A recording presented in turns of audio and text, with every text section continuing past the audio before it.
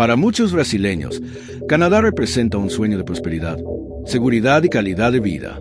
Las imágenes de Vancouver con sus montañas cubiertas de nieve, Toronto con sus rascacielos relucientes y Montreal con su encanto europeo proyectan la imagen de un país perfecto. Pero detrás de esta fachada de postal, algo inquietante está sucediendo. El modelo económico canadiense presenta grietas estructurales que pocos están percibiendo. Mientras la mayoría de los analistas internacionales concentra su atención en el declive americano o en las tensiones en Europa, Canadá enfrenta silenciosamente problemas que pueden comprometer su futuro. Mercado inmobiliario en burbuja, estancamiento de la productividad, desindustrialización, fuga de cerebros, una combinación de factores que está minando las bases de la prosperidad canadiense. Lo que hace este escenario particularmente fascinante es cómo Canadá, con todos sus recursos naturales, estabilidad política y capital humano, acabó atrapado en un modelo de desarrollo que prioriza la ganancia a corto plazo en detrimento de la sostenibilidad económica a largo plazo. Es una historia que contiene lecciones profundas no solo para los canadienses, sino para cualquier nación que busque entender los desafíos del desarrollo económico en el siglo XXI. En este video, vamos a deconstruir el mito del perfecto modelo canadiense y explorar las verdaderas raíces de sus problemas actuales. Prepárate para un análisis sin filtros de cómo uno de los países más admirados del mundo puede estar caminando hacia una crisis sin precedentes en su historia moderna. No es exagerado afirmar que Canadá enfrenta hoy una de las peores crisis habitacionales del mundo desarrollado. En las últimas 2 décadas, el precio medio de los inmuebles se disparó más del 300%, mientras que la renta media de los trabajadores creció apenas un 100%. En ciudades como Vancouver y Toronto, el valor medio de una casa unifamiliar superó los 1,3 millones de dólares canadienses, haciendo que la compra de un inmueble sea un sueño imposible para una generación entera de jóvenes profesionales. ¿Qué transformó a un país de vastos territorios en uno de los mercados inmobiliarios más inaccesibles del planeta? La respuesta está en un modelo económico que incentivó la financiarización de la vivienda, la transformación de casas y apartamentos de lugares para vivir en activos financieros para especulación. Políticas gubernamentales como tasas de interés bajas, deducciones fiscales generosas para propietarios y regulación laxa para inversores extranjeros crearon el ambiente perfecto para una burbuja inmobiliaria de proporciones históricas. Esta explosión en el valor de los inmuebles creó una ilusión de riqueza. Millones de canadienses vieron el valor de sus propiedades dispararse, sintiéndose más ricos en el papel, mientras la economía real medida por productividad, innovación y creación de empleos de calidad se estancaba. El resultado es una economía cada vez más dependiente del mercado inmobiliario, con el sector de construcción y servicios financieros relacionados representando una porción desproporcionada del PIB. El drama de la crisis habitacional canadiense no es solo económico, sino también social.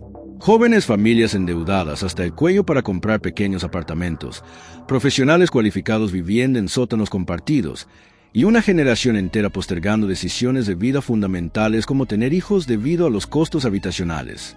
Esta situación insostenible está íntimamente ligada al siguiente aspecto crítico de la economía canadiense: la trampa política creada por el mercado inmobiliario.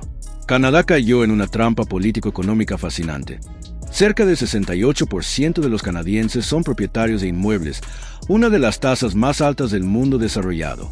Esto significa que cualquier político que proponga medidas para desinflar la burbuja inmobiliaria estará, efectivamente, proponiendo reducir el valor del principal activo de la mayoría de sus electores. No es sorprendente que pocos tengan el valor de enfrentar este desafío. Este dilema crea un ciclo vicioso que los economistas llaman populismo inmobiliario. Gobernantes prometiendo proteger y aumentar el valor de las propiedades, aunque esto signifique perpetuar un modelo económicamente insostenible. Cuando el Banco de Canadá intentó aumentar las tasas de interés para contener la inflación en 2022, la presión política fue tan intensa que la institución retrocedió parcialmente, temiendo desencadenar un colapso en el mercado inmobiliario que podría arrastrar a toda la economía canadiense. El resultado es una economía rehén del mercado inmobiliario, donde decisiones cruciales se toman no con base en la sostenibilidad económica de largo plazo, sino en el impacto inmediato en los precios de las casas. Bancos, constructoras, agentes inmobiliarios y millones de propietarios forman un poderoso lobby que resiste cualquier cambio significativo en el status quo, incluso cuando las señales de alerta parpadean en rojo. Esta dependencia ha creado una economía fundamentalmente desequilibrada. Mientras capital, Talento y recursos son sistemáticamente dirigidos hacia el sector inmobiliario. Áreas críticas para el crecimiento futuro, como innovación tecnológica, manufactura avanzada e infraestructura, permanecen subinvertidas. Esta distorsión en la asignación de recursos está directamente vinculada a otro problema estructural de la economía canadiense: el estancamiento crónico de la productividad. Uno de los hechos más sorprendentes sobre la economía canadiense es que, a pesar de ser un país rico, desarrollado y altamente educado, su productividad está entre las más bajas del mundo industrializado. El trabajador canadiense promedio es aproximadamente un 30% menos productivo que su equivalente americano, una diferencia monumental que explica mucho sobre el estancamiento de los salarios reales en el país en las últimas décadas. Esta brecha de productividad no es resultado de canadienses trabajando menos o con menos ahínco. El problema es estructural. La economía canadiense invierte significativamente menos en capital físico, tecnología e innovación por trabajador. Las empresas canadienses gastan, en promedio, apenas el 60% de lo que sus contrapartes americanas invierten en automatización, software y equipos avanzados. El resultado es una fuerza laboral que opera con herramientas inferiores, resultando naturalmente en menor producción por hora trabajada. Las raíces de esta subinversión son múltiples. El mercado interno canadiense, con apenas 38 millones de habitantes, no ofrece las mismas economías de escala que el mercado americano. La estructura tributaria también juega un papel, con impuestos corporativos que no siempre favorecen inversiones de capital. Pero quizás el factor más significativo sea cultural. Un sistema empresarial tradicionalmente conservador, adverso a riesgos y enfocado en sectores establecidos como recursos naturales, servicios financieros e inmobiliario. La consecuencia de este estancamiento es una economía que crece principalmente a través de la expansión de la fuerza laboral, principalmente por inmigración y no por el aumento de la eficiencia productiva. Es como intentar llenar un cubo agujereado. Por más trabajadores que Canadá importe, sin aumentos significativos de productividad, el estándar de vida medio permanece estancado. Este problema se agrava por otro fenómeno preocupante: la desindustrialización progresiva de la economía canadiense. En las últimas 3 décadas, Canadá pasó por una transformación silenciosa, pero profunda. La participación de la manufactura en el PIB canadiense cayó del 18% en 1990 a menos del 10% actualmente. Sectores tradicionales como automotriz, papel y celulosa, textil y electrónico se contrajeron drásticamente, con fábricas cerrando, producción desplazándose hacia países con costos más bajos. Lo que pocos perciben es cómo esta desindustrialización interactúa peligrosamente con otro fenómeno demográfico: el rápido envejecimiento de la población canadiense.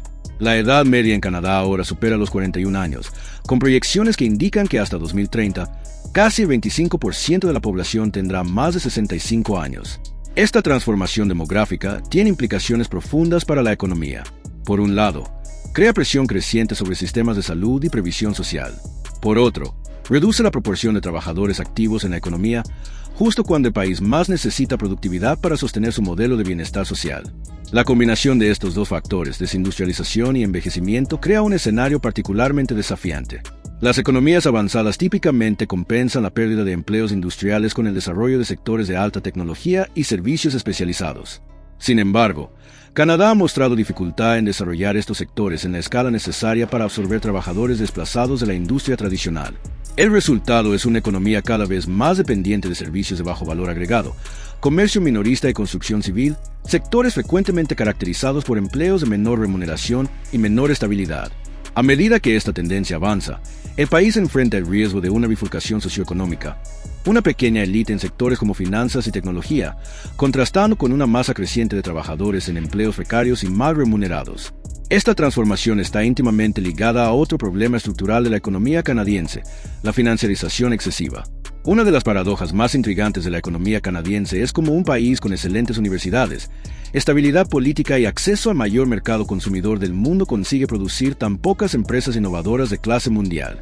Canadá invierte apenas el 1,7% de su PIB en investigación y desarrollo, significativamente por debajo del promedio de la OCDE de 2,4% y muy distante de líderes de innovación como Israel, 4,9%, y Corea del Sur, 4,8%. La explicación para este enigma está en la financiarización excesiva de la economía canadiense. Los 5 mayores bancos del país, Royal Bank, TD, Bank of Nova Scotia, BMO y CIP, dominan el escenario financiero con activos combinados que superan el 175% del PIB canadiense. Estos gigantes financieros dirigen la mayor parte de sus vastos recursos hacia hipotecas y préstamos inmobiliarios, que ofrecen retornos seguros garantizados por activos físicos. En contraste, la financiación para startups, innovación tecnológica y expansión industrial representa una fracción minúscula de sus carteras. Una de las paradojas más intrigantes de la economía canadiense es cómo un país con excelentes universidades, estabilidad política y acceso a mayor mercado consumidor del mundo consigue producir tan pocas empresas innovadoras de clase mundial. Canadá invierte apenas el 1,7% de su PIB en investigación y desarrollo, significativamente por debajo del promedio de la OCDE de 2,4% y muy distante de líderes de innovación como Israel, 4,9%, y Corea del Sur, 4,8%. La explicación para este enigma está en la financiarización excesiva de la economía canadiense. Los 5 mayores bancos del país, Royal Bank, TD, Bank of Nova Scotia, BMO, dominan el escenario financiero con activos combinados que superan el 175% del PIB canadiense. Estos gigantes financieros dirigen la mayor parte de sus vastos recursos hacia hipotecas y préstamos inmobiliarios, que ofrecen retornos seguros garantizados por activos físicos. En contraste, la financiación para startups, innovación tecnológica y expansión industrial representa una fracción minúscula de sus carteras. Esta asignación distorsionada de capital crea un ambiente donde es más lucrativo para emprendedores invertir en propiedades para alquiler que fundar empresas innovadoras. El resultado es una economía que prioriza la extracción de valor a través de apreciación de activos existentes, en vez de la creación de nuevos valores a través de innovación. Las consecuencias son visibles en los números. Canadá posee menos de 20 empresas entre las 1000 mayores del mundo en inversión en I+D, mientras países menores como Suiza y Suecia poseen muchas más. La falta de innovación se vuelve particularmente problemática en un mundo donde las ventajas competitivas están cada vez más basadas en tecnología y conocimiento. Mientras otros países desarrollan industrias del futuro como semiconductores avanzados, biotecnología e inteligencia artificial, Canadá continúa excesivamente dependiente de sus recursos naturales y sector inmobiliario. Esta deficiencia estructural contribuye directamente a otro fenómeno preocupante, la creciente fuga de cerebros canadiense.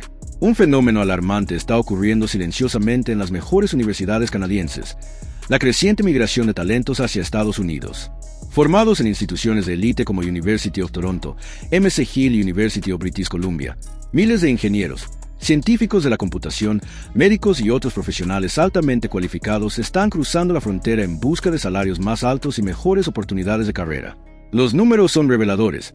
Aproximadamente el 65% de los graduados en ingeniería de software de la Universidad de Waterloo, frecuentemente llamada el MIT del Norte, aceptan empleos en Estados Unidos. Tras graduarse, en áreas como inteligencia artificial, biotech y finanzas, la disparidad salarial entre los dos países frecuentemente supera el 50% para posiciones similares. Un programador senior en Toronto puede ganarse $120.000 por año, mientras su equivalente en San Francisco fácilmente supera los $200.000 americanos, con beneficios adicionales como opciones de acciones y bonificaciones. Esta fuga de cerebros representa un doble golpe para la economía canadiense. Primero, hay la pérdida directa de la inversión educacional. Canadá subsidia fuertemente sus universidades, solo para ver el retorno de esa inversión beneficiar a la economía americana. Segundo, y quizás más preocupante, es el impacto de la capacidad de innovación del país. Sin una masa crítica de talentos de punta, el ecosistema canadiense de startups y empresas tecnológicas permanece subdesarrollado. El gobierno canadiense ha intentado contener esta tendencia con programas como el Global Talent Stream, que facilita la inmigración de profesionales cualificados, e incentivos fiscales para empresas de tecnología. Sin embargo, estas iniciativas frecuentemente solo sustituyen los talentos perdidos, sin abordar las causas estructurales del éxodo, salarios relativamente bajos, mercado interno limitado y escasez de capital de riesgo. Este problema se conecta directamente con la estrategia migratoria más amplia del país, que presenta sus propias contradicciones. Canadá tiene una de las políticas migratorias más agresivas entre las naciones desarrolladas, acogiendo anualmente a más de 400.000 nuevos residentes permanentes, aproximadamente el 1% de su población. Este enfoque ambicioso ha sido presentado como solución para diversos desafíos: envejecimiento demográfico, escasez de mano de obra e incluso la sostenibilidad del mercado inmobiliario. Sin embargo, la realidad se ha mostrado más compleja, revelando lo que muchos economistas llaman solución de dos caras. Por un lado, el sistema de puntos canadiense permite seleccionar inmigrantes altamente cualificados de todo el mundo. Estos profesionales frecuentemente llenan vacíos críticos en sectores como salud, tecnología e ingeniería. Por otro lado, muchos de estos inmigrantes cualificados acaban subempleados. Médicos conduciendo taxis e ingenieros trabajando en atención al cliente son historias comunes en las grandes ciudades canadienses. Estudios muestran que inmigrantes con educación universitaria ganan, en promedio, un 40% menos que canadienses nativos con cualificaciones equivalentes. La inmigración masiva también ejerce presión adicional sobre un mercado habitacional ya sobrecargado. En las principales ciudades, nuevos inmigrantes compiten por un stock limitado de viviendas accesibles, contribuyendo al aumento de alquileres y precios de inmuebles. En Vancouver, programas como el Immigrant Investor resultaron en flujos significativos de capital extranjero hacia el mercado inmobiliario local, exacerbando problemas de accesibilidad para residentes de larga data. Más recientemente, el gobierno canadiense ha priorizado programas temporales, como visados de estudiantes internacionales y trabajadores temporales, que han crecido exponencialmente. Estos programas frecuentemente resultan en trabajo precario y vulnerabilidad económica, mientras benefician a empleadores con mano de obra de bajo costo. La creciente dependencia de estas formas de migración temporal plantea cuestiones sobre la sostenibilidad del modelo canadiense a largo plazo y apunta hacia la necesidad de reformas estructurales más profundas. A pesar de los desafíos estructurales, Canadá aún posee activos considerables que podrían sostener una renovación económica, vastos recursos naturales, instituciones estables, población altamente educada y proximidad con el mercado americano. La cuestión central es si el país conseguirá implementar los cambios necesarios antes de que los desequilibrios actuales fuercen ajustes más dolorosos y menos controlados.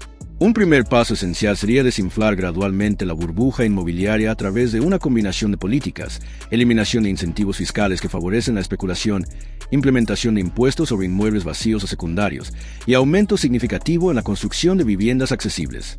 Ciudades como Viena, con su modelo de vivienda pública de calidad, y Tokio, con sus políticas de zonificación flexibles, ofrecen ejemplos de enfoques exitosos que Canadá podría adaptar. Paralelamente, el país necesita reindustrializarse estratégicamente, enfocándose en sectores de alto valor agregado donde posee ventajas potenciales. Energía limpia, biotecnología, procesamiento avanzado de recursos naturales y aplicaciones de inteligencia artificial. Esto exigiría no solo incentivos fiscales, sino una verdadera política industrial nacional, algo que Canadá ha evitado históricamente en favor de enfoques de libre mercado. El gran desafío es político. Estas transformaciones necesarias implicarían pérdidas a corto plazo para grupos poderosos y bien organizados, desde propietarios de inmuebles hasta grandes bancos, en favor de beneficios a largo plazo para la sociedad como un todo. La experiencia de países como Alemania y Corea del Sur demuestra que tales transiciones son posibles, pero exigen liderazgo visionario y fuerte consenso social. Canadá enfrenta ahora una elección fundamental: continuar en el camino actual de ganancias ilusorias basadas en apreciación de activos, o reorientar su economía hacia la creación de valor real basada en productividad e innovación.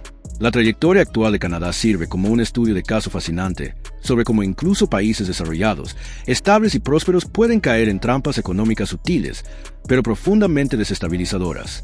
La combinación de financiarización excesiva, dependencia inmobiliaria, estancamiento de productividad y subinversión en innovación ha creado un modelo económico cada vez más insostenible, temporalmente enmascarado por la valorización artificial de activos. Para observadores externos, especialmente aquellos acostumbrados a ver a Canadá como un modelo de estabilidad y prosperidad, estas vulnerabilidades estructurales ofrecen lecciones importantes. La principal de ellas es que el desarrollo económico genuino no puede construirse sobre apreciación de activos y extracción de recursos, sino que requiere creación continua de valor real a través de innovación, productividad creciente y distribución equitativa de oportunidades. El caso canadiense también ilustra los peligros de lo que los economistas llaman enfermedad holandesa financiera, cuando sectores como el mobiliario y finanzas dominan la economía hasta el punto de asfixiar actividades productivas. Este fenómeno, antes asociado principalmente a economías emergentes dependientes de commodities, ahora afecta incluso a economías avanzadas, sugiriendo que ningún país es inmune a los riesgos de desequilibrios estructurales. El tiempo dirá si Canadá conseguirá implementar las reformas necesarias para revertir estas tendencias preocupantes. Lo que es cierto es que sus elecciones en las próximas décadas tendrán implicaciones profundas no solo para los canadienses, sino como lección para todas las naciones que buscan construir prosperidad económica sostenible en el siglo XXI. Y si te gustó ese contenido, ya es hora de comenzar a seguirnos aquí en el canal. Solo tienes que hacer clic en el botón de abajo para suscribirte y estar al tanto de todo lo que sucede en la geopolítica mundial. Ahora quédate con este próximo contenido que está aquí en la pantalla. Nos vemos allá.